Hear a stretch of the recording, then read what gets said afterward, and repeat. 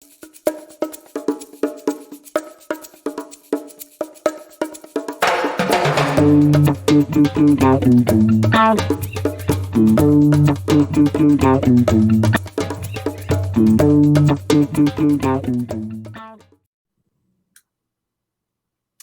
hello. It's time for the first ever Due Diligence podcast. And I'm here with my fairly new friend, Michael. Now, how did you pronounce it earlier? Because we were just talking about how your last name, I always thought it was Luchies, but it's Luchies.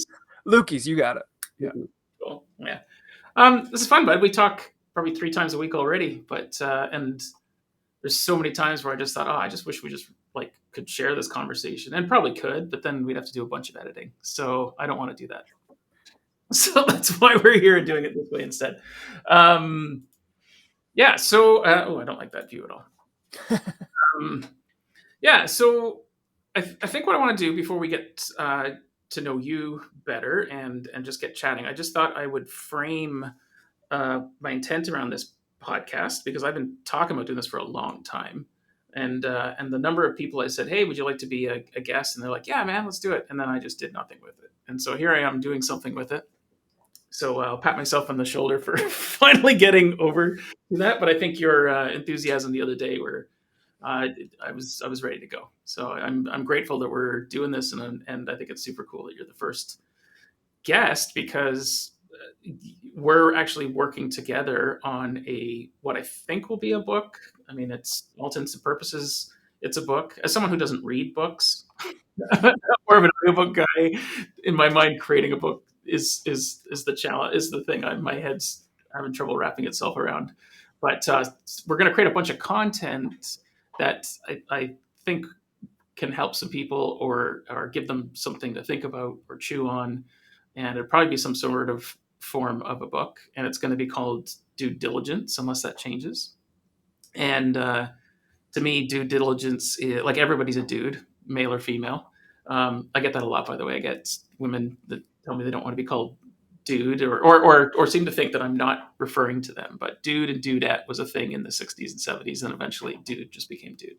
To me, dude is just like, it's also just, in my mind, non-gender, non-anything. It's just like, and it's also very useful. I used to say, if I couldn't remember your name, then I'd call you dude. So either way, it was a term of endearment. It was a shortcut, and it's one syllable. So I think that's why I like it. And as far as due diligence, that, the whole, where that came out of was, I was looking to sell a business at one point, and we were going into due diligence meetings, finance meetings, to kind of like do our due diligence, and it was a typo. And I was like, that is an awesome typo. And so every meeting after that was called Due Diligence instead of Due Diligence. And here we are. But anyways, enough of my ramble. This is where we're supposed to be talking to you instead of me consuming all time. So, Michael. Hi. Why don't we start with how we met? We met through a mutual friend, but I'm trying to think of the first project that we were doing. I know that I didn't finish it. So blog posts, That's digging into your expertise and sharing that with an audience. Mm-hmm. It was around the music bingo thing, wasn't it? It was even before that. Oh, really? With Regroove. Yep. Really? That long ago? That's so far in the back. I totally forgot about that, dude. Well, there you go. Awesome. Yeah. I'm not blanking. Oh, you're fine.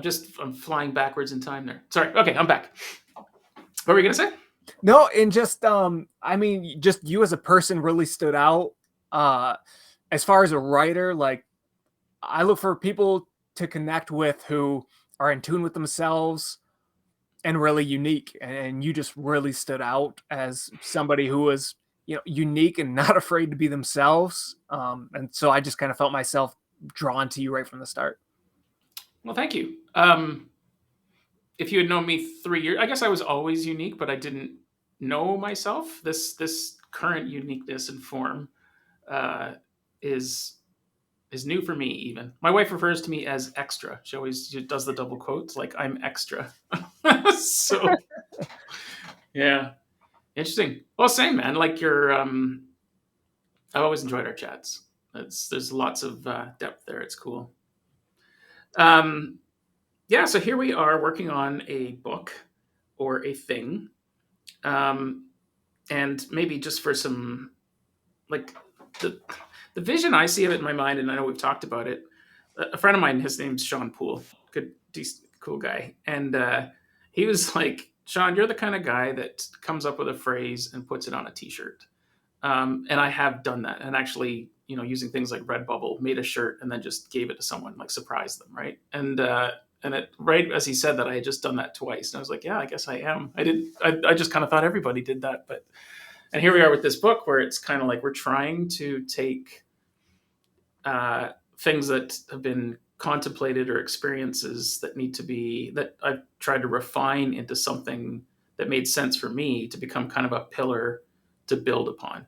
Like, I think my confidence these days comes from being rooted in core values or in making sure I'm looking at things differently.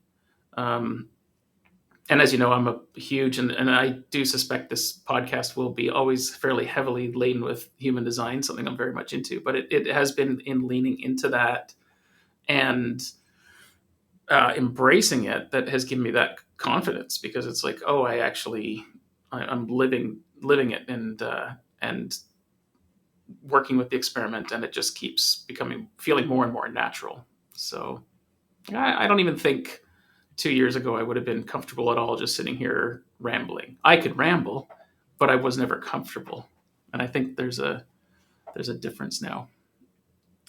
Yeah, I think the two things that really stand out to me are your constant like want or maybe even need to understand yourself, and then curiosity to explore those areas and even other areas that you haven't yet explored.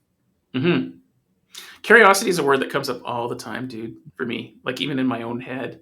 And I think at some point I lost that for several years. Like I went through a serious bout of depression and burnout and basically narcissistic abuse from somebody that completely hollowed me out confidence wise. And it's taken basically 5 years to come back from that. And without, so yeah, yeah, I'm back. I think a lot of us are scared to be curious. I think I'm often scared to be curious. I'm not sure where that fear comes from, but it's definitely there. Well, that's what conditioning is. Someone says, hey, you should do this, and you go, well, I trust this person more than I trust myself, and it becomes something that you do. And until you try something different, it's comfortable. Even discomfort can be comfortable, I think, right? If it's predictable. So, hmm, cool. Okay, so we've been working on this thing for, I guess, maybe 3 months, give or take, on and off. I mean, time doesn't mean the same thing for me anymore. I'm really not a 9 to 5 guy. So like yesterday, I was saying to Wendy, like, what day is today? Like in my mind, I wasn't even at all sure. It wasn't like, is it Tuesday or Wednesday? It was like it could have been Sunday, and I don't know the difference, because my work life balance is not a thing anymore. It's work life harmony, right? I'm a serial entrepreneur or multi passionate, and I don't like setting alarms. So I've been basically building a life around those principles, but it has actually shifted my concept of time.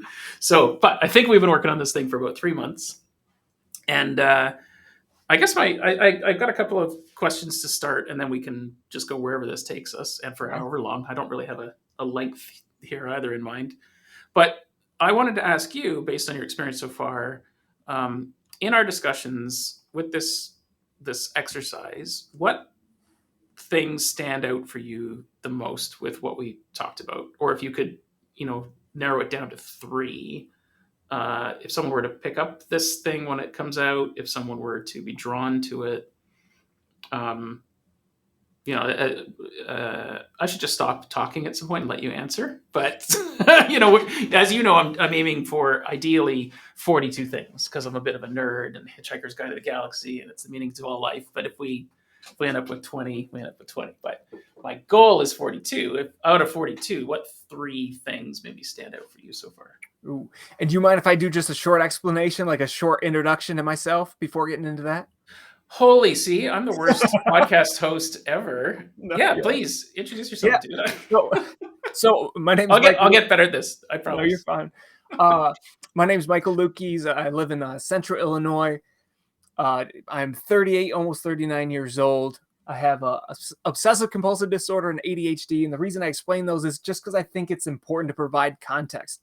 If there's one, well, there's lots of things, but one of the things that stands out just from this experiment and what we're working on is how important like the context is behind basically everything. Like just knowing Sean, who he is, knowing myself, well, beginning to learn about myself, provides the baseline for everything else. So I think it's important to explain just a couple things about me, just because my views and what stands out to me is going to be influenced by that and what helps me. And it might apply directly to you or, indirectly to you. But I think that's important to point out.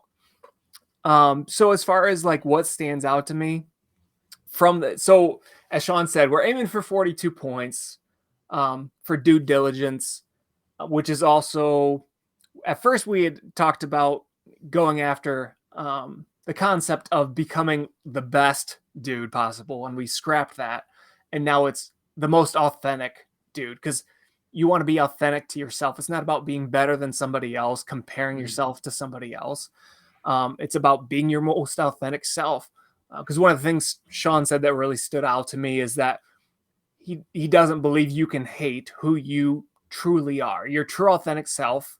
You can't hate that. You were, designed, you were born um, to love that person. So it's just how can you become that person, which is something that's on my mind like every day. If I'm annoyed at myself, if I'm annoyed at something about myself, it often relates to me trying to do something that really isn't among my skill sets. So why am I getting upset at myself for being bad at something that I probably wasn't even made to be good at? Like, it's all right. I'm going to suck at some things.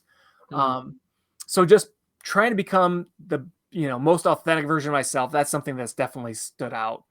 Then among some of the points. So as I said, we're going for 42. We have around 50 points right now. There are a few. Yeah. So you asked Sean, what are the three that stand out?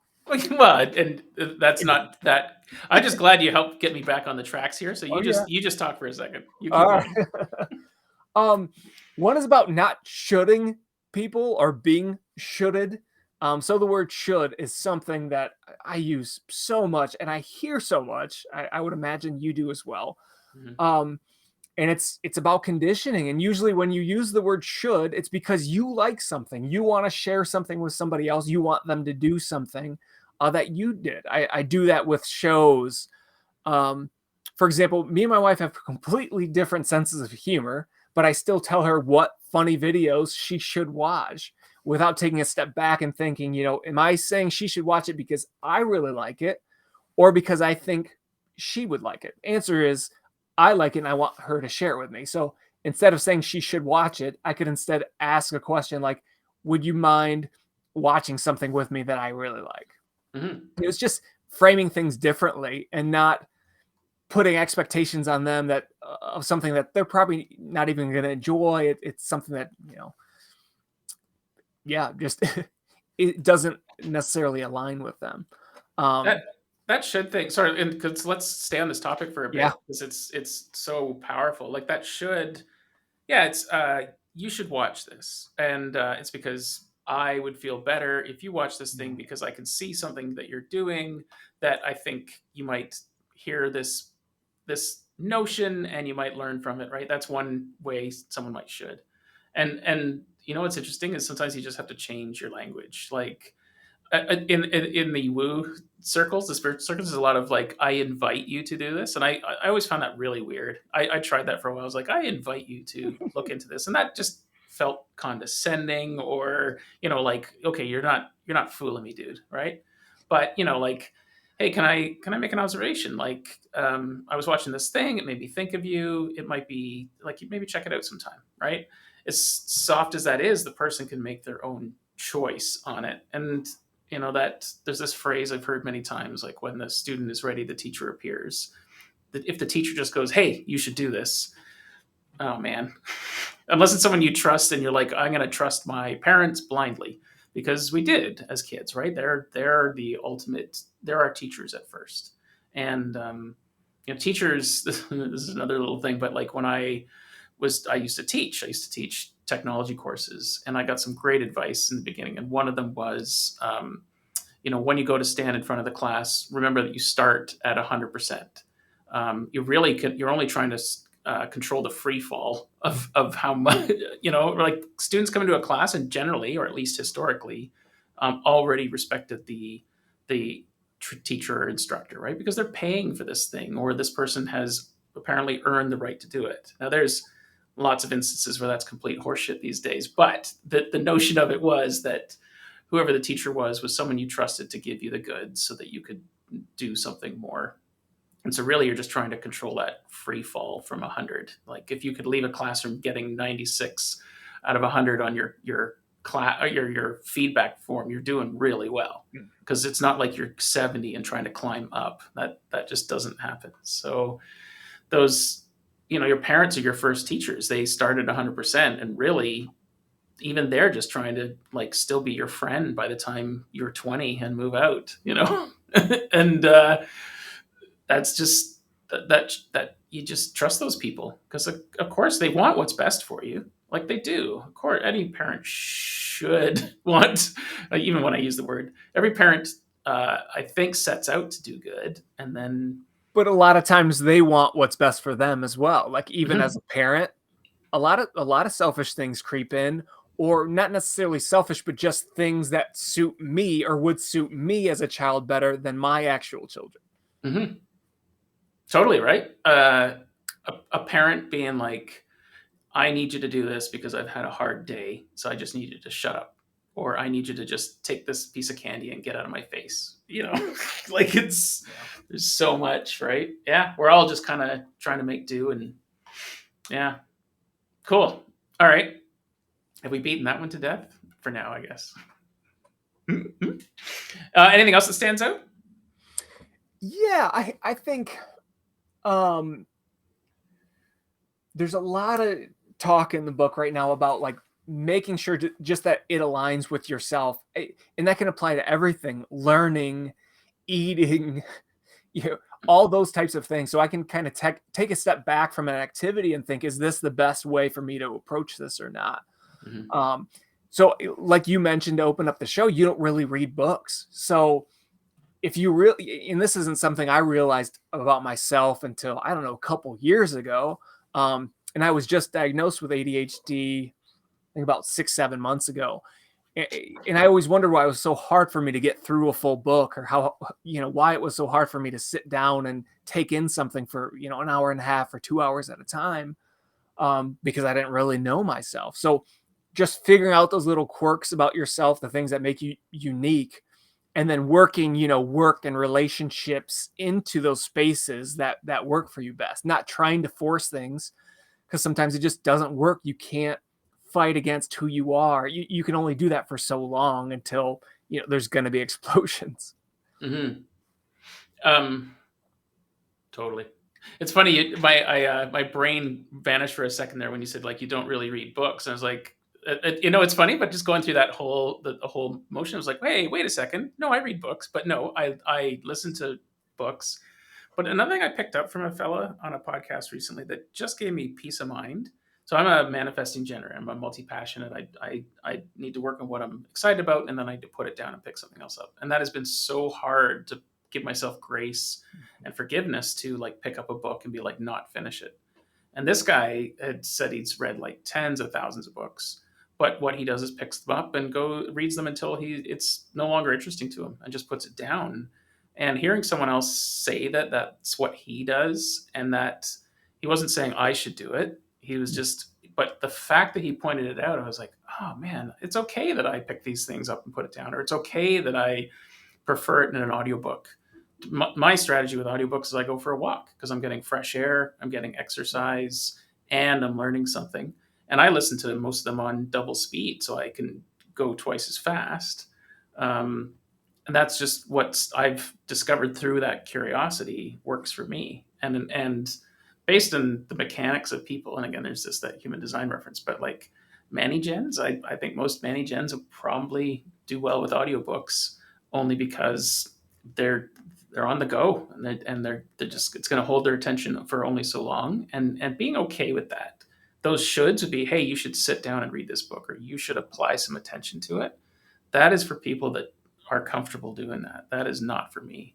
And actually, there's a question for you. Like, you're a Manny Gen, and we have some similar uh, elements. We have a lot of similarities, actually, which is, I think, been part of why this has been fun working with you. But because it kind of mirrors or reflects back a lot of things. But like, are you a book reader, or are you an audiobook guy? And do you struggle with a book of like, I need to finish this book because I paid for it, right? Like, I have to get my investment out of it, because to me that is really hard. So Yes. Both of those. I struggle to read full books. I'm a podcast person. I do audiobooks. I can get through those pretty quick. I have books on my shelf that I legitimately want to read and I've had for 9 or 10 years and I haven't gotten through. And there's even pressure from like my wife, just because I asked her to buy me several books. And each time it's, we know you're not going to read it. And I think I'm going to. Every time I think it's going to be different with this one. yeah. And the same thing happens every What time. if, and what if that's okay? Like, does that feel okay? No, it doesn't. It No, doesn't but feel okay at all. but why doesn't it feel okay? Is that because of other people shoulding? Probably. Like, also, I just have the expectation, and maybe it comes from other people, but I have the expectation that I should be able to just read a book. Yeah. It seems like such a simple thing that everybody should be able to do, because Yeah. we've been told that like reading's important. I know that. I do read. I just don't read, 300-page books within a couple weeks. My wife could sit down and read for 8 hours and enjoy every minute of it. I can't do that. She's read every Harry Potter book at least 3 times. Like, I can't do that. I can watch the movies and talk to her about it, but I'm not going to read the whole series of books. That's interesting. My wife is the same. She can read a book several times. She'd rather read to me, like a fantasy, like Harry Potter is not a documentary, right? I would actually rather read. I'd rather learn and paint my own pictures in my mind, I guess. But she's a Manny-Gen, so this obviously doesn't apply to everybody. Why even saying that though? And again, I think just for you, and because I know it's been helping me, that giving yourself grace of like, I don't finish things. Um, it's not just books. It's like a YouTube video. Like, I'll be like, oh, this video is 9 minutes long. Lately, I'll actually hear a voice in my head going, boring, like an exclamation mark. And that's when I know that I'm like, okay, I've gotten what I needed out of this video. I didn't need to get to the end of it. And that has taken so much effort to be okay with that. Like, I feel like, oh, I'm gonna have to go back and finish this video. And the phrase I heard was, there's just in case learning and there's just in time learning. And just in case is traditional schooling. Just in case you run into this, you're going to attend this 4-year course. Da, da, da, da. Well, Google has made all that irrelevant. But what I find really interesting is I've been looking at that album cover behind you for the last 10 minutes because I got some just in time learning last night. So last night on my YouTube channel, there was one of these YouTube shorts and it popped up talking about that photo, which Are you I serious? And we yeah, did not talk about this to anybody watching this. You might not believe it. We did not discuss this. yeah. I So randomly picked this to put did in the you? background today. That is my favorite Beatles album. Means a lot to me. But we Awesome. did not discuss this. Okay, yeah. So that's the Abbey Road album cover, right? Where they're walking across the street. So last night, it could have even been this morning. Like in the last 24 hours, I was doing my YouTube thing, just browsing. That's how I consume a bunch of information sometimes. And a YouTube short came up, and they were talking about that album cover, and apparently the controversy that happened when that happened, because Paul McCartney is barefoot in that picture, and that was what led to a lot of the stories about apparently that Paul McCartney was dead and that there's been an imposter being him for the last 40 years. And so this video, and it's a YouTube Shorts, it's under a minute, right? But basically said that photo confused all kinds of people. But really, what happened was Paul McCartney lived less than a block away, and so he just had his coffee and was comfortable, and it was a hot day, so he just decided not to wear shoes and went there. But the fact that he didn't wear shoes in that picture caused people to going this whole thing and conspiracies around Paul was dead and he had been replaced and all this stuff that persists to this day. So that's just in time learning. And I could tell you, dude, in my life, the number of times, especially when I was younger and more switched on until I kind of got like lost for many years, I would say is the only way to, I just kind of got complacent or let other people drive me. But I used to just be exceptional at just in time learning. Like where I would be, especially when I started in IT, I used to get told like, "Hey, Sean, you're going to this client tomorrow. You're going to install SQL Server for them," and I'd be like, "Great, what's SQL Server?" Like at the time, I wouldn't have known. And so that night, I did some cramming, and I was amazed at my ability to go into the meeting or go next day, go to the client. I didn't like that I was being put on the line with as an expert for something that I didn't feel I was an expert at. But my employer had the confidence in me and or didn't care and just wanted to, see if I could sink or swim, and I always swam. That's a whole rabbit hole we could go down too. But yeah, dude, I would show up there and I would be 5 minutes ahead of the client all the time. And in fact, I can remember times where I would be doing something and they'd be like, "Oh man, yeah, you really know this stuff." And in my head, I'm going, "Yeah, I learned it last night." And then they would ask some questions, and I think I got good at masking the question. And then for lunch, I would go and look up the answer. And this is pre Google, so it was definitely more effort. This is in mid 90s. But just in time learning is all I need.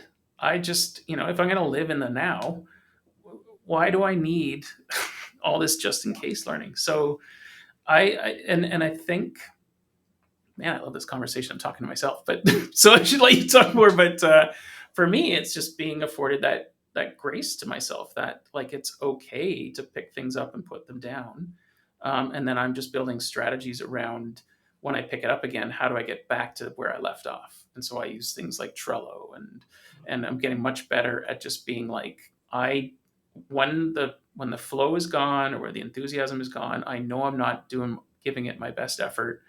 I need to be able to put it down, but I don't want to spend an hour getting back into flow.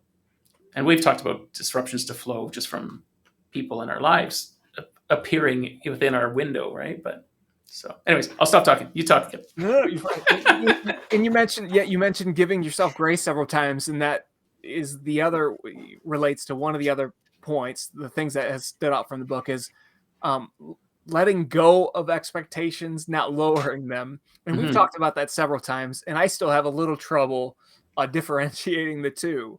But just that whole letting go of expectations, giving yourself grace, I think is important for everybody, really. Mm-hmm. Yeah, I shared that on Facebook yesterday. I just felt like the need to just be like, this is something I'm still rolling around my head. Partly, I think, to solicit feedback for the book too. Like, if there's, what else can I uh, pull from that? And it was one of those posts where people just kind of, I don't know what to say about it other than it resonated for a lot of people. Did Lowering you get any expectations. responses that stood out? Yeah, I guess what I was trying to do is like remember what was said, but I remember the time it wasn't just like a bunch of likes. It was like people providing examples, and I could just tell that it landed at the right time for some people. And I think lowering expectations, much like that old Saturday Night Live sketch where it would just be like lowered expectations. And it was this couple that was always touching this electric fence, like for at a horse pasture, and it was like they're always like reaching over to just touch on it, like as though their Darwin was about to take care of them. And I thought that was always funny. But it was like a But dating service where people were kind of giving up on their ideal match or lowering their expectations a I little think bit. so. I don't even remember the rest of the That's what sketch. I I just remember. remember the visual. It was a couple, but they just kind of were like didn't they didn't seem in love with life, and they were both just going to touch this electric fence. And I just saw this perfect visual. But when you lower your expectations, that's around comparing yourself to someone. I think a lot of the times, or what would they do in that situation? And um, if you compare up, like if someone's better than you, you're comparing up and you're putting yourself down. So that's just not good for your self-esteem.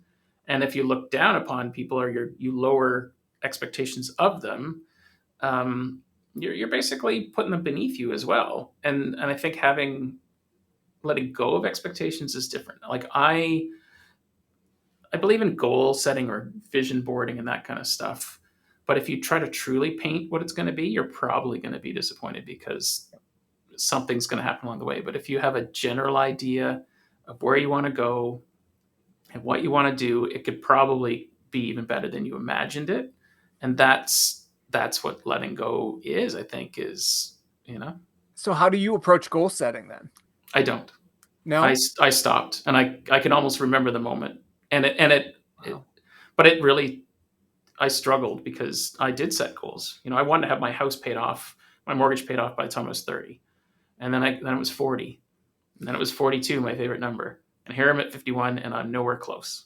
Went through a bunch of hardships that like went from being close to paying it off, and by close I mean like 25% of my mortgage left, to being 150% beyond. You know what I mean? Like where it's well beyond comfort right now. Um, so that's just an unrealistic goal, right? I think having a vision of where I'd like to be, which is, and it's part of my tagline on LinkedIn and stuff, is have drums will travel. Like that's what I want to do. I want to live my life like a rock star, but to me that doesn't mean hookers and blow. That means getting up late, because I've probably arrived somewhere new and exciting, and conserving energy by doing things I like during the day because it's showtime at night, and showtime, and I legitimately want to travel and play my drums and meet people, and I got a taste of that at 19, and that's the worst, is that I did that for a year, traveling around Europe and the States, and then I just want it back so bad. But if I were to say I want to be the drummer for this band, how much control do I have over that? Almost none. So So do you think are there any downsides to not goal setting? Do you ever lose motivation or lose sight on things that maybe you need to do but don't want to do without goal setting? yeah, all the time. Definitely the melancholy kicks in where I feel like I'm just off of the track, but there isn't such a clearly defined track that's hard, right? If you're like, these are my goals and I can set those. Um, Yeah, we've talked about this a bit, haven't we? Because I think I told you I really was struggling with perfectionism. Well, perfectionism kind of aligns with goal setting. There's a picture of what the end result should look like, and so I love this term excellencism, and I heard it first from Leanne Wolf, and it was about, it just aligned so many things. Like I just want to be 1% better every day. I forget what the number was, but it was like if you improve yourself by 1% every day, by the end of the year, you've actually improved yourself 27%. I don't know how the math works or all that, but that made, at the time it made sense.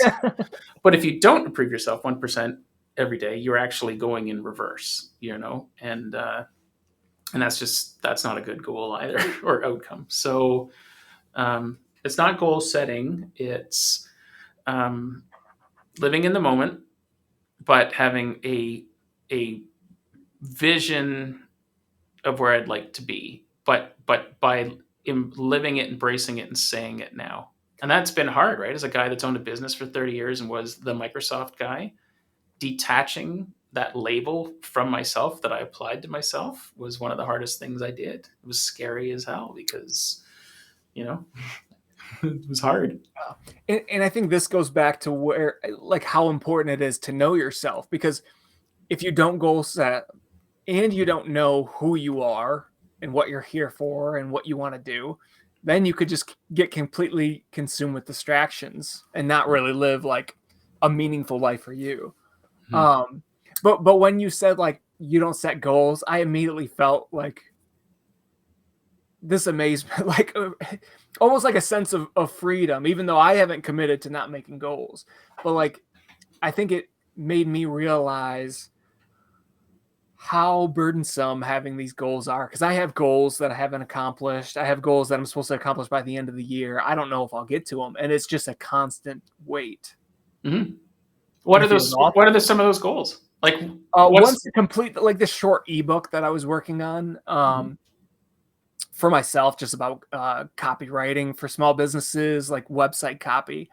And then there were like a couple little things that came up that derailed it. And then there's like this anxiety around it. And I don't want to do it right now. But I set that goal. I told my wife about that goal. So she's holding me accountable, which Mm-hmm. I need a little push sometimes. But there's also just that heaviness from it. Like just, Mm-hmm. you know, yeah, it's waiting for me there in the back of my mind. How far along is it? I'd say probably around like 70%, but there's just so much that I have to go back and change. And this was about website copywriting. I was writing it at the end of, I started it basically in January with some concepts I had developed a couple years ago. But in the last year, we've had the rise of AI and, Chat GPT and other services that can now aid in people writing website copy. It's not something people should rely on to write all their web copy by any means, but that's still an aspect. And so things have changed some. And so I think I'm kind of giving myself excuses why I can't just sit down and pound it out. Mm-hmm. Well, you have the expertise. You have a lot of Yeah. value to add. The fear around ChatGPT is that, well, anybody could just do this. But the beauty of ChatGPT and AI is you're still the one asking it to do it, and if you do it from your authentic voice and ask it in the right way, it's going to produce what you're after, and you might be able to finish that thing in a couple of hours instead of a couple of weeks or days, because you are the talent and the voice and the content creator. You're just asking it to do some of the heavy lifting that it's going to do whether you like it or not. So but the other question is, how much do you care about that goal? Like when you painted that for yourself, is that still as important as it was? Is it that you're afraid to go to your wife and because she's holding you accountable, and you probably asked her to, whether or she felt it was her job to, but like just say like, hey, I need to park this for a while. Um, when you're asking about it, I appreciate it, but it's just stressing me out right now. So, Yeah, I don't know. I think it goes back to, so we've been married. Well, we've been married 11 years tomorrow. congratulations. Thanks. Well, what speaks to my ADHD and everything else is we had talked about it, I don't know, maybe a month ago. Until today, I did not remember that it was tomorrow. And I feel awful about that. And my dad is the exact same way. He has the same issues that I have as well. Same differences, not issues. We're just different than some other people. But like I've done this so many times with ideas or certain things I get in my head. I get business ideas. I'm also multi-passionate like you. And we have lots of ideas, things that get us excited. And it might not be that way in a month. And Mhm. she's different. Something that she's excited about now, she'll still be excited about in 10 years. I probably won't be. Mhm. So there's this kind of, I don't know if it's an anger or fear or disappointment that I say I'm going to do something or I'm excited about something, and then I don't follow through. And that's where also I've adapted some of your language where I don't necessarily promise things, but I Mhm. tell her what I intend to do. Right now, I intend to do this. I still intend to do the book. I don't know Mhm. when it's going to get done, but I intend to. Yeah. Well, and so what Michael's talking about here, and for those of you not familiar with human design, actually, I'm going to share your body graph because that's always having Okay. fun here. Sure. Because I think that's part of this, what I really dig. So I'm going to get that on the screen. But you have an open ego slash will, as do I. And you and I, by the way, as you know, have a lot of similarities to our design. Let me just crack this up on the screen. And I suppose if I release this podcast as an audio, no one will be able to see this. But anyways, a body graph in human design is basically it kind of looks new age, space age. A lot of people will recognize that there's these 9 major shapes on it, and these are called our energy centers. And so, just like the Brahman chakra system that had 7 energy centers, human design is 9. And so you have openness in your head, your ajna, your will, heart, your solar plexus, your spleen, and your root. So actually, a lot of openness. One more than me, and my wife and I have the same openness. So where you and I are different in a big way is you don't have a defined spleen. Um, and actually, so because this is half the fun for me is with the the open spleen, it seems like a lot of people are either possibly injury prone or don't take uh, pharma medicines very well, like antibiotics, that kind of stuff often don't seem to really do well with these people. Whereas I'm built more like a tank. I've got this defined thing and I can just take the antibiotics and truck through it. Our son has an open spleen and actually really has always been kind of injury prone, kind of afraid to drive the car in case of being like he's just got anxiety around that. It's almost like he doesn't trust his body. A lot of that I think comes from the open spleen. But back to where we were talking about, you have this open heart. So mine is completely open. I don't even have this hanging gate. So that's, anytime I see this and talk to people, the biggest permission slip I got so far was the idea with that open heart. I have nothing to prove in this lifetime. And I don't need to say I will do this. And so that's just like the word should. I now avoid saying I will do this or I promise or I guarantee because I just can't. I just know I can't, and it's not because I can't do something. It's because there's nothing worse than letting someone down. Because ultimately, I'm letting myself down, and that sucks. I have a question for you. Do you have any vivid memories from your childhood or youth where somebody didn't follow through on a promise and it really impacted you, or you still remember? What a great question. Usually, when someone asks something like that, something immediately comes to mind. Okay. Um, I've been disappointed by lots of people who made me believe that what they were working on, they would keep working on, and then they bail. That's happened many, many, many times. Um, but yeah, funny. I don't have nothing flashback, but I'm going to take that away. Like, thank you for that question. Um, Because what? I do like things like that affected me so much. So I don't know if it's just if I'm so careful to promise things because I'm scared I won't be able to follow through and disappoint them, or because of childhood experiences where, somebody else promised me something and it might have been something really small. But I'm so black and white with things. If somebody says they promise something, I 100% expect them and believe that they're going to carry that out, that they're going to finish that. Haha, that's going back to letting go of expectations. Yeah. I So need to do that, that. right? Let go of the idea that they've made a promise. What's interesting though, I mean, I think that part of that is letting go of expectations because you're setting an expectation for them that they can't maybe live through. But I will say, dude, now that I've got like 150 body graphs of people around me, I think of someone like I remember who has their will defined, and if they say they will do it, I think just knowing that mechanically they actually mean it when they said it, they will. I feel like I almost could hold them because they're like just Okay. like they're really it's in their DNA. They can't not do it. They could, of course, still disappoint, but it's funny, but I would almost be a little more not certain, but comfortable with hearing some people say that. But But shouldn't most, you let go of that expectation? yeah, no, totally. Except that I don't know if that's an expectation. I think yeah, you know what? It's part of the experiment. It's an observation that seems reliable. And I mean, that's to me what human design is it's an experiment. That's what Ra always used to say. It's an experiment. Take what resonates, leave the rest. And what I find is 2 years in, stuff that I left, I've returned to, and I'm like, oh, yeah, no, that's true too. So it's almost like on several passes, the experiment and the evidence keeps stacking up. So yeah, dude, I don't think it's an expectation. It's that I keep testing this, and it's it's it's valuable recon. So, um, something else you said though. I remember saying that was a rap. I can't remember. Anyways, I remember thinking if because I'm a shark, I have these four arrows all point left, and so Um, I'm the shark as a quad left. At least that's the way one place described it. And it's funny, but I had a therapist. I'll just stop sharing my screen here because it's kind of distracting. I had a therapist for years. It was about weight loss, nothing really to do with anything that we're talking about today. But she kept saying to me, "I'm a shark."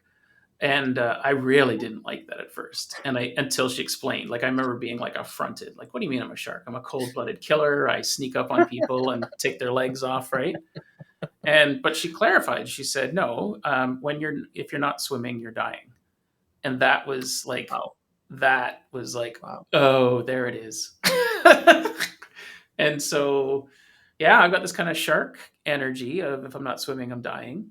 The other thing too, though, is there's some sort of intensity with my eyes that, and sharks have very intense eyes, right? And I've noticed that with people, like to the point where I've been experimenting with wearing sunglasses, and people treat me differently when I wear sunglasses. It's very the eyes really fascinate me lately. So I could go on about eyes for hours actually, and my experiments around sunglasses and how many data points people recognize on your face and whether your Mm. smile is sincere and stuff. That's been one of my experiments. But this isn't about me, so come back to you. uh, uh, okay. Have we covered three things? I think you covered two, and we could also move on because I have some other questions for you. Let's go to the other questions. Okay. So, what I thought, because could be a bit of a marketing or fractal kind of question, but why would someone want this book?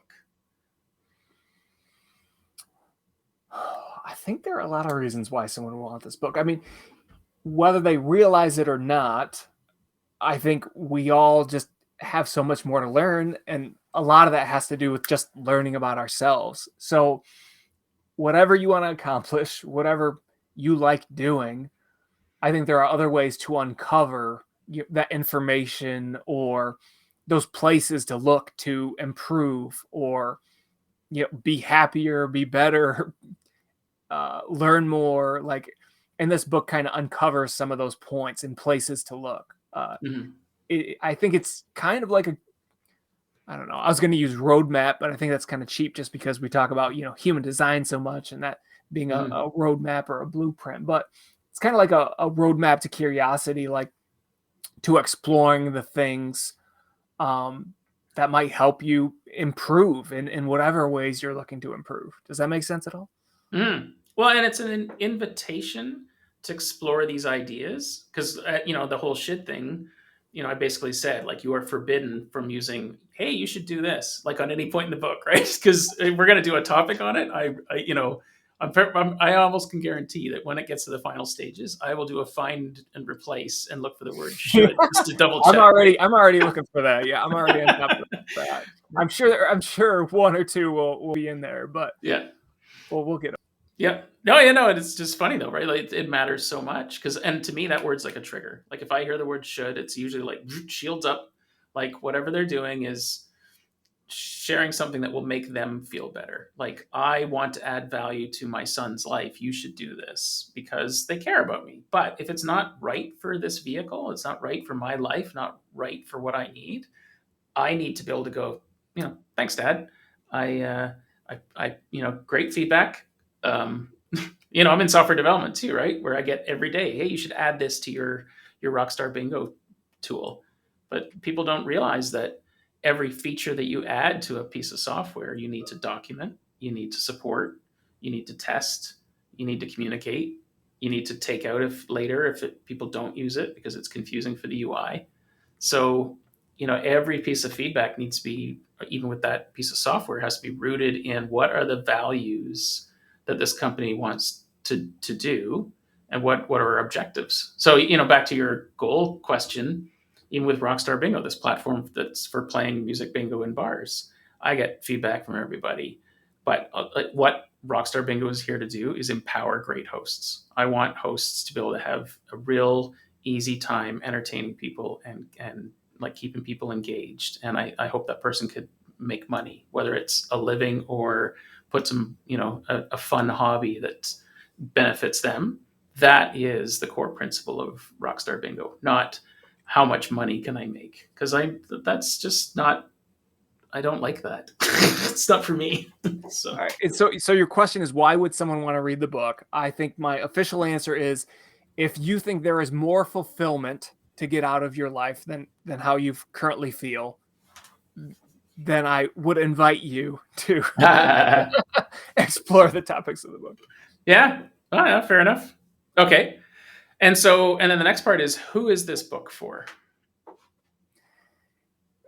Yeah, I almost think we have two different answers here. I think absolutely anybody can gain from this book. I really do. I mean, even though I'm a marketer and copywriter and everything I write is for a specific target market audience, I still think this is basically for anybody, because we're not telling everybody who reads the book that you should try all 42 or 50 points, whatever it is.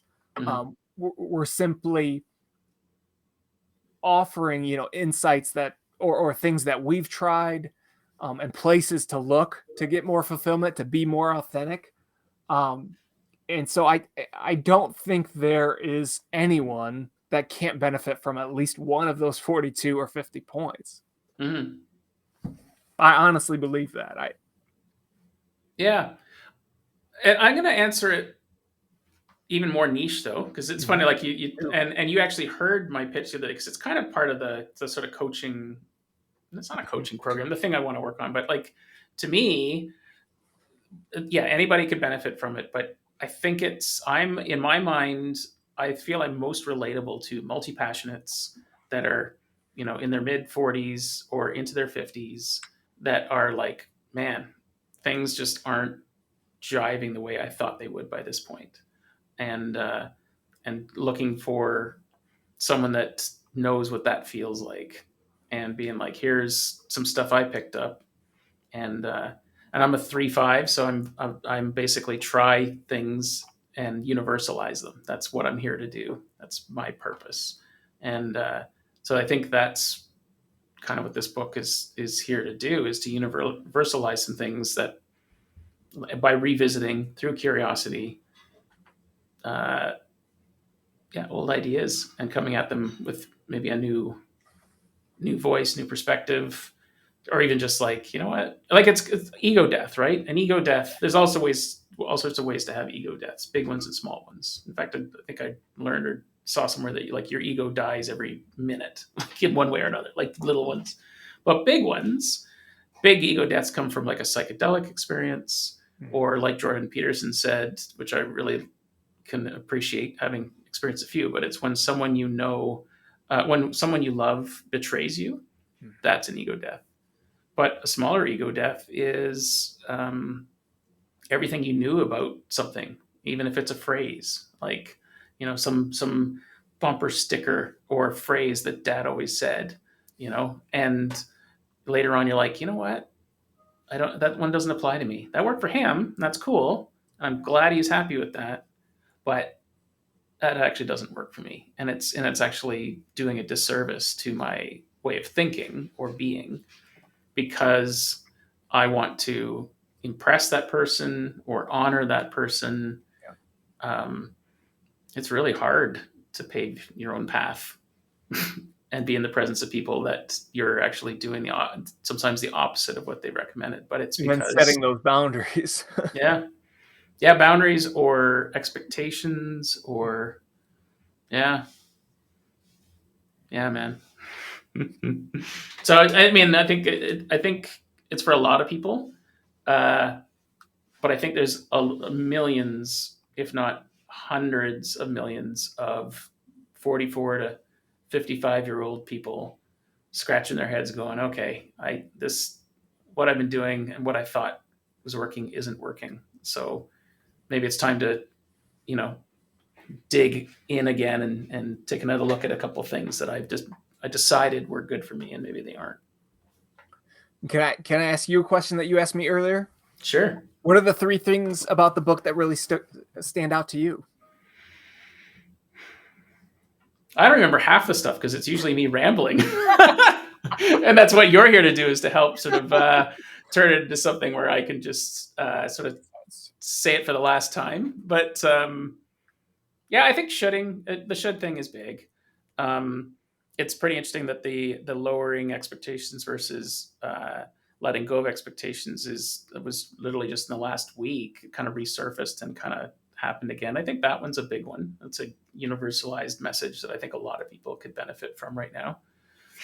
It's funny how often it's the small things that stand out so much. It's like the simple things that were right under your nose that you just didn't realize, and you're like, wow, that's huge. Yeah. Yeah. And it all kind of ties back to self care. And I think we have, and it's probably where those two will merge, right? Self care versus self esteem, Yes, that's a right? big one too. Yep. So self esteem, as you know, or will remember, I'm not a fan of that idea and phrase, right? It was like, you need to have, well, self esteem is comparing yourself with other people. Well, at least I'm not that guy. Keeping up Or with the Joneses. Yeah. yeah, or I want to be more like that guy. Why can't I be? That guy seems so lucky or whatever, or he's so talented, or I'll just never be like that. But that's just the internal negative voice on yourself. Like, I'm never going to be a professional basketball player at 51. That ship has sailed, but I'm also 5'10" and you don't have much of a jump. And you know what? I don't even like basketball. So it's funny, but like there are times where like, oh, it'd be cool to be a pro basketball player, but it's for the benefits that came with it, not because I would want to play Yeah. basketball. So, um, yeah, man. That's really interesting concept I hadn't thought of is you want something, why do you want it? Do you actually believe you enjoy the activity, or is it the other things? Because, for example, like, yeah, you said at one point you wanted to be a basketball player, but it's because of the other benefits. Well, there are other things you can do other than being a basketball player to enjoy the benefits of Mm-hmm. somebody with that status. Yeah. Well, so okay, because it just always happens this way. But like a picture just popped in my mind, and it's the story of the I think it's called like the story of the salesman and the fisherman. And let me, well, I'm going to tell it anyway, even if you've heard it before. Yeah. But there's this Mexican fisherman, and he's on the beach. And he's just sitting in the sand. He's got a line cast out, and he's trying to catch fish. And this big savvy sales guy from Manhattan is on vacation, and he's walking down the beach, and he strikes up a conversation with this guy, and he says, "What are you doing?" He says, "Oh, I'm fishing. Catching fish. It's what I do." And he's like, "Oh man, why don't you have like 3 rods? You could catch 3 times as much fish." And the guy's like, "Oh, interesting." And he's like, "And then once you've got that many fish, you could buy a small boat, and then with that small boat, you could then catch more fish because you'd be further out at sea. And then now that you got more, then you could buy more boats and then bigger boats, and all these things, right? And so like you could build this giant enterprise of and make a ton of money, and then you could relax and do what you love doing." And he said, "Well, I'm doing that right now." Like, I just wanted to be fishing on the beach. And that one's, so I want to play my drums and travel. And so I haven't painted a picture for what I really try not to get ahead of myself of what that means. I do. I can definitely fantasize in my human design. You and I both share the same gate there, by the way. Gate 41, I think, which is just this idea of like you can dream really, really, really big, and then you have to kind of rein it in. And go, okay, well that's that's for my dreams, and that's like mental entertainment. But like, what do I want? What do I need? What do I need at the end of the day? And it's funny how things tie in, but like this just in time learning, I feel like the universe talks to me through my YouTube channel. Now it could be AI, right? It could be just like based on the things I watch, but some of the things that keep popping up on my feed, I'm like, what is going on? So one is, for some reason, Dua Lipa keeps popping in my feed. So either I'm gonna be playing for drums for her in a year, and I'm supposed to be learning the songs, and the universe is telling me this, or I don't know what the deal is there. But the other one is I keep getting these videos about drummers on the road and what road life is like. And I don't recall ever searching for that. It's on my mind, I suppose. But most of those videos are basically trying to set expectations of road life isn't as cool as you think it would be. Okay. And so I could take that as, is that my subconscious trying to tell me, dial back the fantasy? Or is it going like, dude, you just want to play your drums and travel? It doesn't have to be, filling in for the Foo Fighters. It could be, but when you do it, be mindful of these things. You're going to want to be healthy. You're going to want to have your mind be healthy. You want to not be stressed about money, because I'll probably be an add-on to a band. I'm not going to be in U2 making hundreds of millions of dollars. I'll be a road musician. So it's very interesting that even my YouTube algorithm seems to be like tempering me in advance of what's not a goal, but it is a vision of a lifestyle where I'm traveling and playing my drums and meeting cool people and having cool conversations. And you know, maybe even just doing podcasts like this, like just like 12 in the afternoon, let's meet, and then got a show at 8 o'clock. Can't wait. So Yeah, me and YouTube have an interesting relationship. Usually, I end up going down rabbit holes, and then it'll give me all the, just all the suggestions around that rabbit hole, and then I'll get out of it, and then like 3 months later, it'll give me just one suggestion for one from that rabbit hole like 3 months ago, and I'll click on it, and then all of a sudden, it's all those suggestions again. yeah. So is that Google's brilliance with YouTube algorithm, or is it a little bit of your subconscious planting seeds for yourself? Which I find my subconscious is a very busy animal. Like I'll be like, oh, that's really interesting that I did that. Like I am definitely, and in human design, you kind of talk about this sort of being a witness or like being in your own movie. And when I feel most aligned, I'm I'm not thinking about what I'm doing. I'm just kind of along for the ride, which is part of that letting go of expectations. If I'm trying to direct the movie or drive the vehicle, I'm I'm not open to what possibilities might exist, and that's part of that letting go of expectations, I think. Yeah. Cool. Well, we're an hour in. I don't know how long this podcast should be, but how are you doing for energy? You want to keep going, or I'm doing good. Yeah. okay, we're good for time. Let's keep going because I'm enjoying this. But let's shift gears a bit. So I knew I wanted to work with you on this book for a bunch of reasons, but I also remember the moment where I was like, okay, yeah, I've got the right guy. And it was when I noticed in the footer of your email, you have your TED talk that you did. And I had no idea. Like, I don't know how long we were going back and forth, but I never noticed it. So it shows you, it shows you just how meaningless email footers are. In fact, I Well, don't know if you, eventually it got you. I mean, come on. yeah, but probably 5 months later. So and you know what? I don't know if you've read my email disclaimer. Oh, I don't know. Oh, you should, because it's I've looked completely, at it before. I know it says namaste, and then I know there's a bunch of words below that. Well, oh, namaste, dude, right? you should read the legal underneath it, because I've Okay. had that for over a decade and I've only had about 7 people comment on it. Okay. It uses the word absquatulation in there. It talks about the neighbor's dog. But you know those traditional Yeah. security footers of like, if this is caught, destroy it. This one talks about like baking and using nutmeg, and I've literally had maybe 6 or 8 people comment on it. Because our And brains are just used to just tuning it out. It's just like a commercial where the last 3 seconds they show all the disclaimer in there, and your brain just tunes it right out. yeah, yeah, have a look at mine, man. Okay. You'll be wondering why you never saw it before once you see it, and then you won't be able to unsee it. No, But where was I going? Oh, yeah, yeah. back on track, Sean.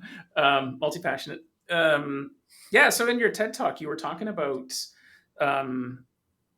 you know what's funny is I don't remember the overarching message, but I recall you talking about having been robbed at gunpoint 3 times, right? Well, so held at gunpoint 3 times total, robbed once, but yeah. Oh, okay. Okay. But you have been held at gunpoint once, which must have been terrifying, right? Yes, it was awful. I was working at a bank in Oh, a bank Central too. Illinois. So big money, not just 7-Eleven money. Yes, they ended up getting I think it was $14,000 from my till. It was 2 days before Christmas. This was 2008, and I had just clocked in. I had just got my money from the vault. It was literally like 2 minutes after I started my shift. Yeah, guy came in a side door with a mask on, held the gun to my head, and just started yelling. And I think he was in and out in probably about 40 seconds, but it felt like hours. Through a couple of those wadded up plastic bags, which you think they're easy to open until you get them, and they were hot from being in somebody's pocket, and trying to shake that out with one hand while shoving stacks of bills in another, like just spilled a bunch on the floor, and eventually got all the bills in there and got them out of the door. But Jeez, dude. yeah, it was quite the experience. And then just nobody knows how to deal with somebody else's traumatic experience. So a lot of the things that stand out are just what people say to you afterwards. Mm-hmm. One of the customers, who was a dentist, came up and said, I would have tackled the guy if he didn't have the gun directly to your head, like he was going to blow your brains out. I'm like, is that really helpful? Like, and I told obviously I told my parents so the bank agreed to send me, they were, they were awesome. They paid to have me take a train home. I was away from home, so I'm originally from Michigan. Um, so I went home for Christmas, told my parents about it. They forced me to go to, so the day after the robbery, they forced me to go to church. And I said, yeah, just don't tell anybody about it. And so I go to church. After church, there's like, they give punch and cookies and whatever. And so I'm standing there and I feel something jab in my ribs. And it's another guy who's in the choir. My dad's in the choir. He jabs me out of the ribs and says, give me all your money. And it was literally somebody, my dad had told somebody, despite me saying, please don't tell anybody. And this person thought it would be funny the day after I got robbed at gunpoint to shove his fingers in my ribs like he had a fake gun and tell me to give him all my money. It's just terrible. So those are, people don't know how to deal with trauma. But what an asshole! yeah. What an idiot!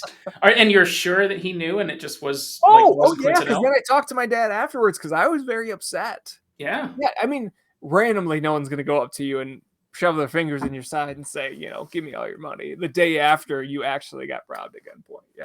But yeah, my dad had told him, even though I told him not to.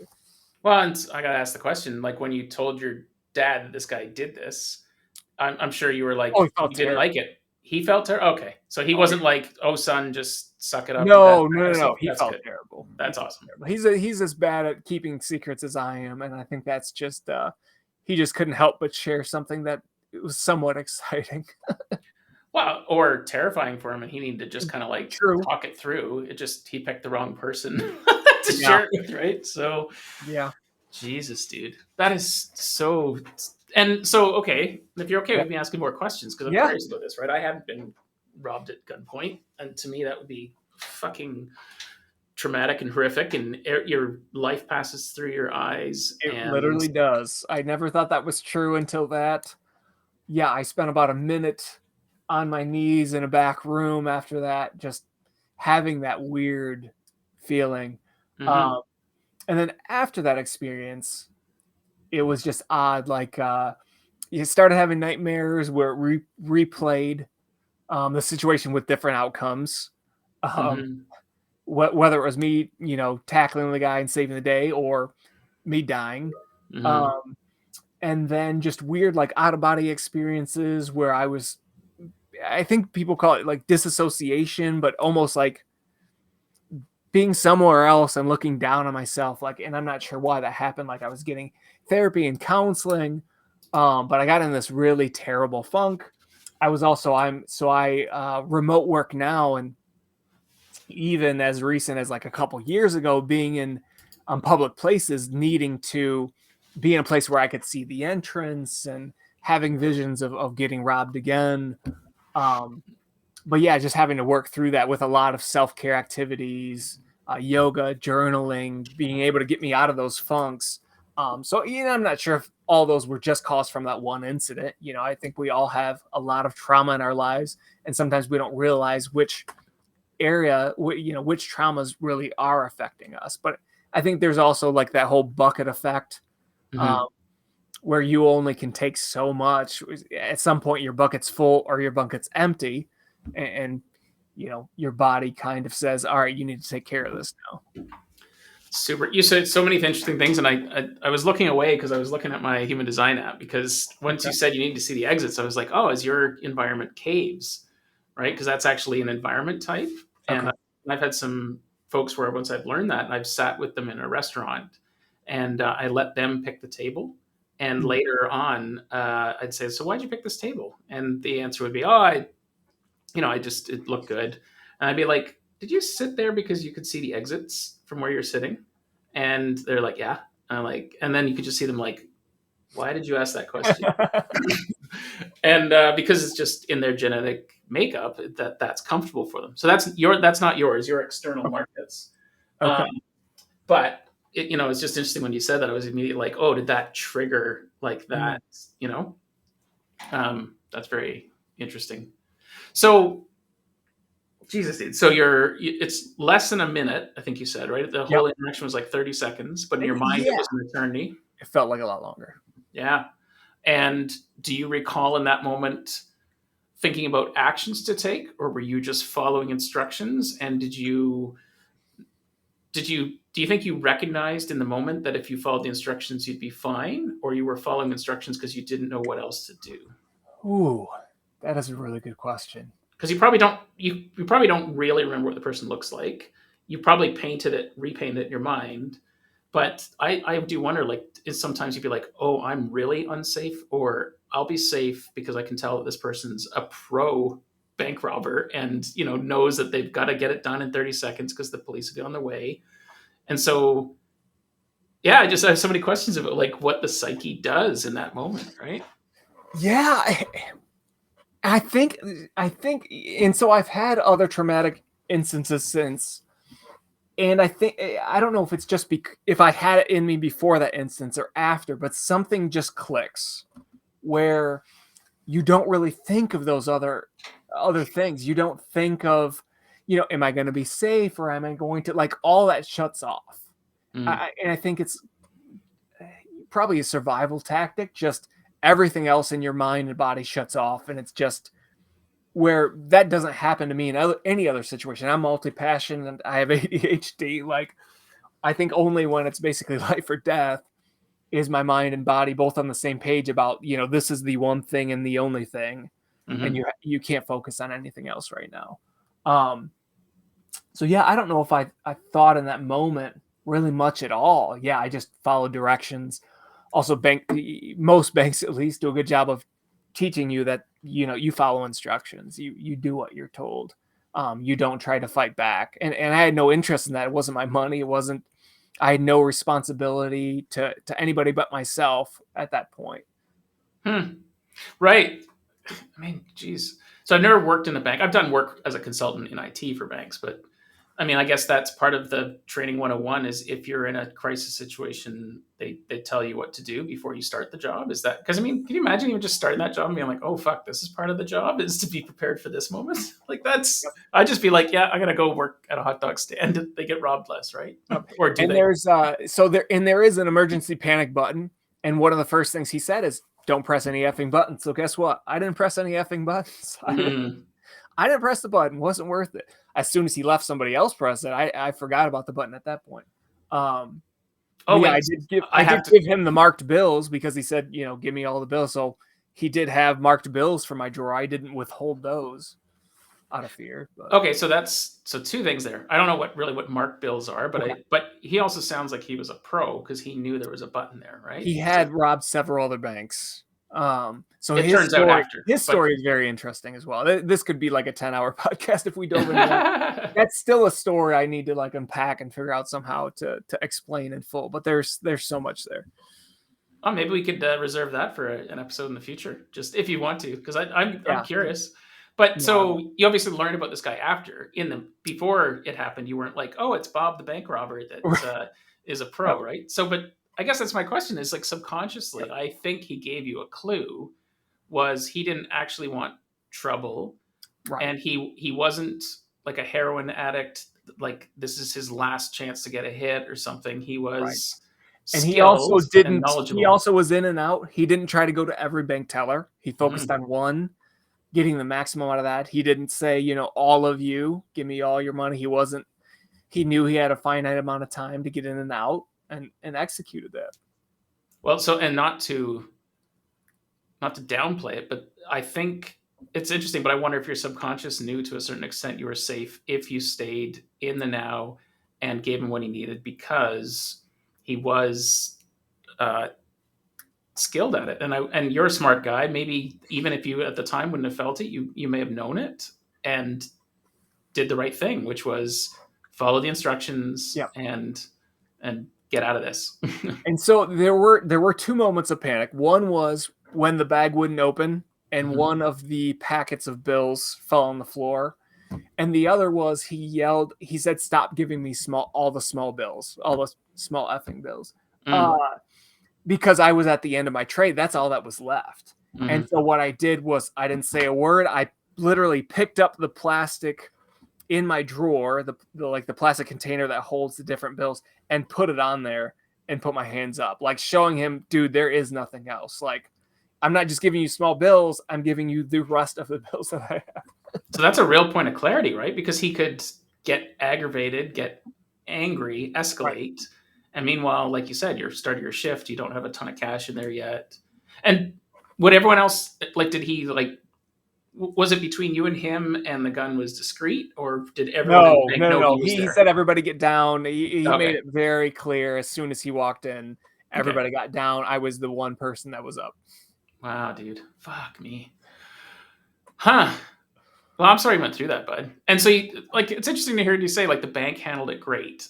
They paid for your train Well, to they get didn't home. handle everything great. I mean, Like that first wasn't off, the enough. door that the robber came in should not have. They locked it from then on, and now the bank doesn't exist. They closed down that location because it was the most robbed or second most robbed out of like all of their, I don't know, 150 branches. But afterwards, getting counseling, I talked to the FBI several times. Um, Yeah. yeah, they paid for my train ticket home, gave me time off, like all that. Afterwards, in the aftermath, they at least did something. Hmm. I mean, they have a responsibility, right? That Yeah, you they you do. got PTSD out of Yeah. that, right? So, Jesus. So, part of the reason I wanted to ask you about this is because I wanted to share a story I kind of heard on a hypnosis course when I was in Okay. Toronto. And did I tell you about the robbery from my hypnosis course? I Apparently not. don't know. I don't Okay. think so, but it might pop up in my head. So you know that I'm really into metaphysical and the brain Yeah. and our thought process, and I went and attended a hypnosis course in Toronto. I think it was in April. Which, you know what, I haven't done anything with since. So there's that multi passionate. Like I learned how to do it. It's now in my, I'm not hugely skilled, but it's there. I can call upon it, and I'm still very curious about it. But the main guy, Mike Mandel, who's been in a hypnotist for years, and it started out with some entertainment, but then really moved on to as therapy and teaching it. And he does a lot of work with the Ontario Provincial Police. And so one of the stories he told in that course was how the OPP, I think it was the OPP, had used his hypnotism skills to help a woman catch a robber. So the story goes that basically there was a woman at a drive-through takeout window, like Okay. ready to, like a van pulls up, ready to, she's thinking, okay, here comes the next cheeseburger order, but instead a shotgun appears and is like right between her eyes, right? Okay. And so she blacks out, right? Like and basically I don't he took a bunch of money and it was late at night and da da da da. But they brought in this guy to hypnotize her and take her back to that moment. And it was so powerful, and I've experienced a lot of this myself with quantum jumping and hypnosis and stuff, that I believe this is a possibility. But um, through hypnosis, he was able to take her back to that moment, and she was able to get the license plate number for the truck. And it was apparently like pitch dark, but he got her to the point where she could remember the truck driving away, and there was a street light that was shining down. It was enough Okay. that she could see it, and apparently she got the license plate within one letter. So she was That able to is describe the van, and instead of, I think, the number 5, it was an S. But okay. like she had it right, and they found the van, found the guy. So she blacked out, like probably to the point where she like soiled herself, right? Like just complete like. And then, but later through hypnosis, was able to be transported back to that moment and reach into her subconscious and pull out the license plate of the van. And I was just like, man, that's a cool story, and like terrifying and horrific, but like just the power of, in that present moment, she was still there. Her just body, she shut down, but it was still functioning, right? And yeah, man, I don't know how you feel about the events now as far as like the PTSD and stuff around it, but like there is, between plant medicine or hypnosis, there's a lot that can be done to help um, take the charge away from that environment. There's a technique with NLP, which is kind of loosely related to hypnosis, but it's kind of like watching a movie, and you kind of watch yourself watching the movie, and Okay. so you create distance between your memory of it, and removes the charge from it. And so in this same course, and I think I'm saying this to you, saying if you want to try it sometime, I can experiment, or I could practice my Okay. hypnosis on you, or because you're a friend of mine and I care about you, you probably should work with someone that's done this more and scaled, and I could pass along. But if you're interested, I watched this Mike Mandel guy, one of the ladies on the course. She was there to learn hypnosis, really sweet lady. But he wanted to do show this example, this movie theater technique. And she was like deathly afraid of snakes, like just like terrified of snakes. And she's like, oh, yeah, me. So he goes up and says, okay. And so they kind of step through the protocol. Like, do you want to be hypnotized? So you go through this yes set stuff to get the person comfortable. And then can you give, and hypnotists need this, by the way, because if they are so successful, people actually don't believe that they used to be upset about it. So he said, like, out of 10, how do snakes, like, how do you feel about snakes? And she's like, 11. Like, just like, she literally was like shaking. And he said, so like, if I, showed up with like a python, she was like, ah, like, it was just very, like, she was just over the top with her fear for snakes. So, and I've seen this technique before, but his was really interesting because usually you're imagining a movie theater, and you're going to watch the events take place, and you're in the event. And most of the time I've heard it's you're up in the projection booth looking down on it. Okay. His technique was different. His was you're sitting in a chair, and there's a chair in front of you looking at the movie screen in front of you sitting there, so that you're not actually distracted by the movie. So then he would get her into a hypnotic state where she's relaxed, right? That's really where you get down to that subconscious. It's that vibration, frequency, energy where you're relaxed. Okay. And then he, and so he would get her to replay the event and watch herself watching the movie, watching the event, right? So there's this kind of like, and he'd say, okay, now remember that, and then it would be like, when was the first time that you remember being afraid of snakes? Watch that event. And then he'd say, okay, now we're going to rewind it. Zip, zip, zip. Now we're going to watch it twice as fast. But now we're going to watch it and then replay it back. Now you're going to watch it again twice as fast, but now it's black and white, like it's an old movie. And as he did it, he was like removing the charge around it, the fear and the anxiety. Okay. And so when he was done doing that, it was like 3 minutes. 2 minutes. He said, so how do you feel about snakes now? And she's like, oh, they're kind of slippery and slidey. And like, would you give it a number? And she said, yeah, 3. He's like, okay, no, let's keep going. So he does it again. So instead of the first time, it's like, when was the last time you saw a snake, right? So it's first time, last time, and worst time, I think, right? So you're kind of like, because there's different weights and scales to just this thing, especially if it's a repeatable fear. And when he was done, she was like a 0. Like he said, like, what do you feel about snakes? She's like, oh, they're cute and fun and slippery and stuff. And then one of the guys that works with him had taken his belt off and was sneaking up behind her and held his belt like it was a snake. So he came out of her periphery, like snuck up on her, and this is in a room full of like 60 people, right? So she's already like on the spot, right? And he comes up and she's like, ah! But it wasn't the snake; it was that she wasn't expecting that. Right. Yeah, I would jump like that too. Yeah. And she just laughed, and like her thing about snakes, gone. Wow. And so that's why even what they taught was one of the things that I took away that was really important is get that number and even write it down. Like you were at 10. Because he described a situation where there was a woman that came in, and whatever the issue was, she was like just bawling her eyes out, and then he cured her. And then she didn't want to pay the bill because she denied ever having that feeling because it was gone. And he had to say, like, there's a stack of Kleenexes beside you that are a foot tall and they're dripping wet. And she's like, oh, that was me. And he's like, yeah, that was you. And she's like, oh, okay, right. I guess I used to have a problem with that. Like it was that level of change.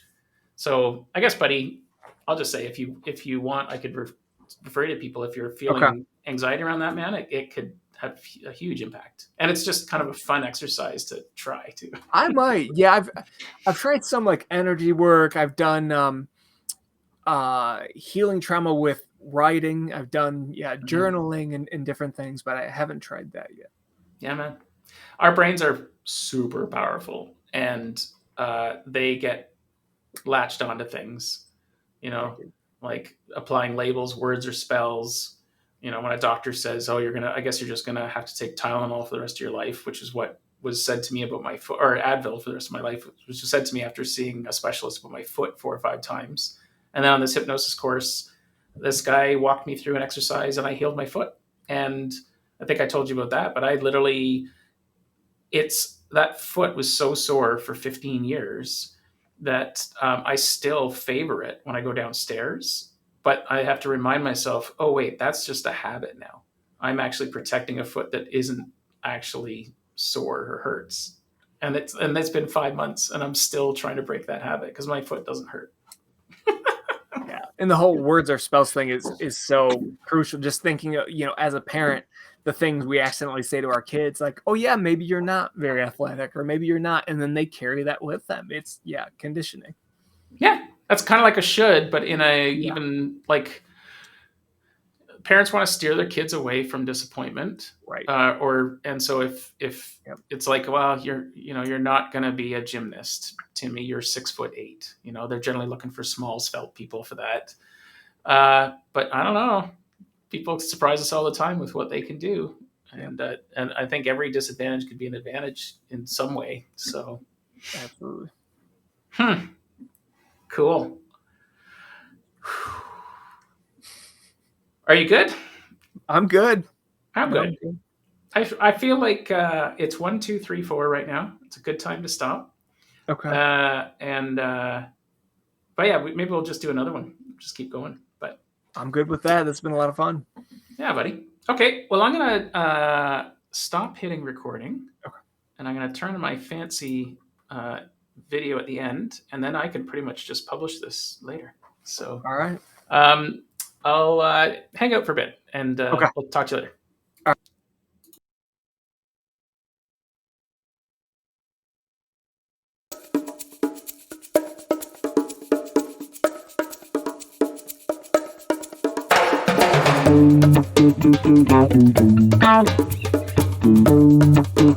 Thank you.